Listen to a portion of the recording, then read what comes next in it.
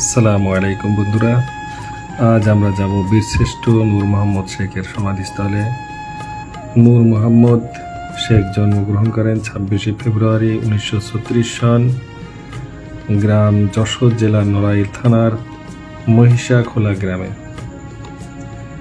নূর মোহাম্মদ শেখের মৃত্যু হয় 5ই সেপ্টেম্বর 1971 সালে জিগরগাছা থানার গোয়ালহাটি এলাকায়।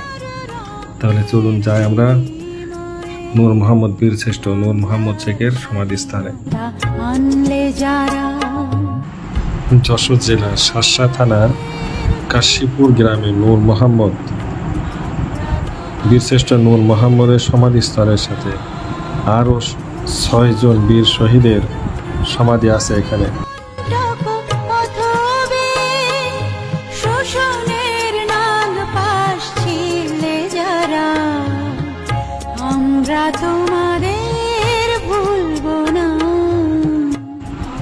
এটা বীরশ্রেষ্ঠ নূর মোহাম্মদের সমাধিস্থল।